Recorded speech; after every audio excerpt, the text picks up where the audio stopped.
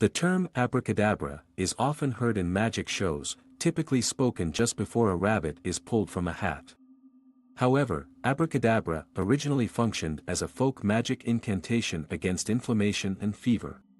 It was first recorded in the writings of the 2nd century Gnostic physician Severus Simonicus, who prescribed inscribing the word in a triangular shape on an amulet, worn for 9 days and then thrown into a river on the 10th day, at which point the wearer was believed to be healed.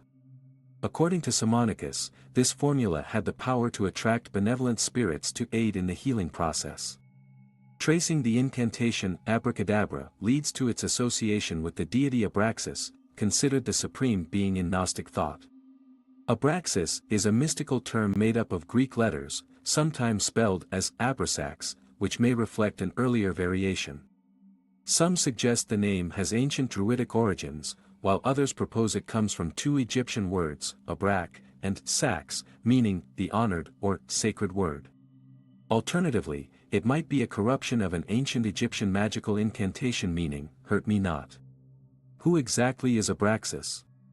Abraxas was categorized among the Egyptian gods and symbolized by an Ouroboros, a snake biting its tail, representing the sun, held by the goddess Isis, creator of the sun and mistress of all gods.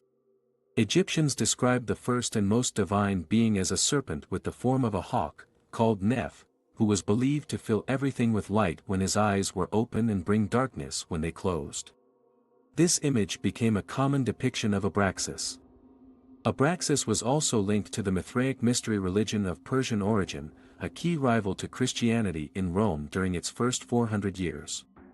Like Gnosticism, Mithraism involved complex astrology and numerology. Both Mithras and Abraxas's names have numerical values that sum to 365, corresponding to the number of days in a year.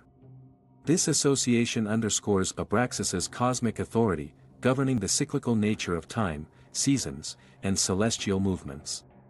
In Syria, Abraxas was associated with Iao, a name or aspect of Yahweh, or Jehovah. The name Iao was believed to be a substitute for the unutterable name of the Supreme Being. Abraxas is most widely known through the Gnostics, a 2nd century AD sect that regarded him as their supreme god, the power above all, and first principle, the cause and first archetype of all things. They believed his name held profound mysteries, consisting of 7 Greek letters that added up to 365, mirroring the days of the year. They believed Abraxas commanded 365 gods, each governing a specific virtue for each day.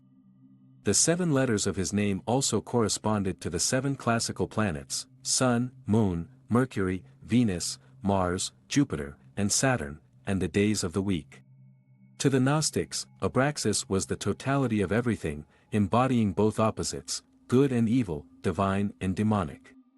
His dual nature offered a pathway to enlightenment, reflecting the Gnostic idea that one must understand and integrate opposites to attain gnosis, true knowledge of the divine.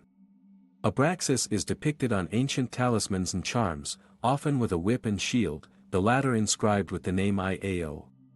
He is typically portrayed with the head of a lion, rooster, or hawk, sometimes crowned, and with a dragon's tail and serpent-like legs ending in scorpions. Abraxas is often shown riding a chariot drawn by 4 white horses with the sun and moon overhead. Each part of his depiction is symbolic. The rooster represents wakefulness, the human torso represents logos or rational thought, the snake legs embody prudence, the shield symbolizes wisdom, and the whip signifies the relentless force of life. The 4 horses represent the ethers that circulate solar power across the universe. This imagery also appears on gemstones called Abraxas stones, which feature engravings of the word Abraxas or the deity's image. These stones also depict other Gnostic powers and sometimes incorporate Jewish symbols or representations of Persian, Egyptian, or Grecian deities. Another magical word found on Abraxas stones is Ablanathanalba, meaning, "Thou art our Father." One of the prominent figures who shaped the interpretation of Abraxas was Basilides, a student of Simon Magus, the founder of Gnosticism. Basilides was a prominent Christian mystic and teacher in Alexandria, Egypt, during the first half of the 2nd century. He claimed that Abraxas was the supreme deity, who created the mind and Sophia. These two entities then produced the Logos, who is Christ, and in turn, they brought forth principalities, powers, and angels. Basilides proposed that this resulted in an infinite procession of angels forming 365 heavens, created to honor Abraxas. He placed the demiurge, the god of the Jews, among the last of these angels, calling him the god of the law and prophets, but denied him the title of God, asserting he was merely an angel. Furthermore, Basilides argued that Christ was sent not by this angel but by Abraxas. Basilides even argued that it was not Christ who suffered among the Jews but Simon, who was crucified in his place, thus rejecting the concept of the resurrection of the flesh. Such heretical views brought Basilides and Abraxas into conflict with the Catholic Church and Christian demonologists, who labeled Abraxas as a pagan god and a demon, a typical treatment for deities of pagan and heretical beliefs by Christian thinkers. Abraxas's relevance extends beyond ancient belief systems into modern psychological theory through the work of Carl G. Jung, 1875–1961, the renowned Swiss psychologist and psychiatrist. Jung saw Abraxas as a figure embodying the psychological tension between opposites. He outlined a three-stage evolution in humanity's perception of God. In the first stage, God is viewed as undifferentiated. In the second stage, a clear distinction arises between a benevolent Lord and an evil devil, with the devil eventually being cast out. The final stage involves integrating both the Lord and the devil into a unified whole. In the Seven Sermons to the Dead, published in 1916, Jung claimed that Abraxas was a higher god than the Christian God, embodying a combination of both God and the devil. He described Abraxas as the truly terrible one, due to his power to create both good and evil, truth and falsehood, simultaneously. This view reflects Jung's broader philosophy of individuation, where psychological wholeness is achieved not by denying darkness but by integrating it into the self. For Jung, Abraxas symbolizes the unresolved duality within the human psyche. He is not a figure to be feared, but one to be acknowledged. According to Jung, fear of Abraxas marks the beginning of wisdom, as it compels individuals to confront the full spectrum of their nature, including their shadow selves. Only by facing these internal conflicts can one achieve true gnosis, self-knowledge and spiritual liberation.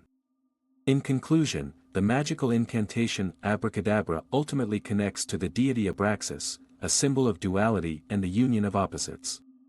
His origins lie in ancient Gnosticism and mystical traditions, extending into modern psychology. Once worshipped for his cosmic authority, Abraxas was later deemed heretical by Orthodox Christianity and labeled a demon by Christian demonologists. However, through Carl Jung's work, Abraxas was reimagined as a profound symbol of psychological wholeness, inviting individuals to confront and integrate the dualities within themselves.